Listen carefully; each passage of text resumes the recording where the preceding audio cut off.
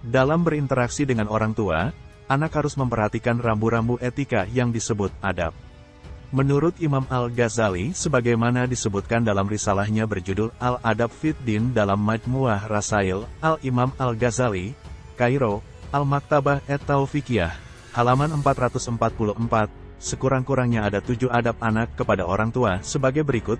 Artinya, adab anak kepada orang tua, yakni mendengarkan kata-kata orang tua, berdiri ketika mereka berdiri, mematuhi sesuai perintah-perintah mereka, memenuhi panggilan mereka, merendah kepada mereka dengan penuh sayang dan tidak menyusahkan mereka dengan pemaksaan, tidak mudah merasa capek dalam berbuat baik kepada mereka, dan tidak sungkan melaksanakan perintah-perintah mereka, tidak memandang mereka dengan rasa curiga, dan tidak membangkang perintah mereka. Dari kutipan di atas dapat diuraikan ketujuh adab anak kepada orang tua sebagai berikut. Pertama, mendengarkan kata-kata orang tua. Setiap kali orang tua berbicara, anak harus mendengarkan dengan baik, terutama ketika orang tua berbicara serius memberikan nasihat.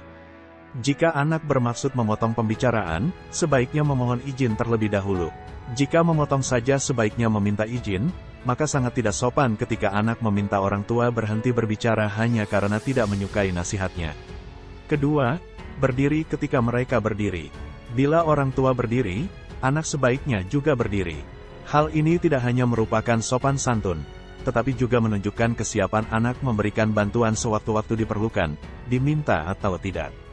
Demikian pula jika orang tua duduk sebaiknya anak juga duduk kecuali sudah tidak tersedia kursi lagi yang bisa diduduki. Ketiga, mematuhi sesuai perintah-perintah mereka. Apapun perintah orang tua anak harus patuh kecuali perintahnya bertentangan dengan syariat Allah SWT. Atau perintah itu melebihi batas kemampuannya untuk dilaksanakan. Jika terjadi seperti ini, seorang anak harus mencoba semampunya. Jika terpaksa harus menolak, maka cara menolaknya tetap harus dengan menjunjung kesopanan dengan memohon maaf dan memberikan alternatif lain yang sesuai dengan kemampuannya. Keempat, memenuhi panggilan mereka. Anak harus segera menjawab panggilan orang tua begitu mendengar suara orang tua memanggilnya. Dalam hal anak sedang melaksanakan salat sunnah, ia boleh membatalkan salatnya untuk segera memenuhi panggilannya.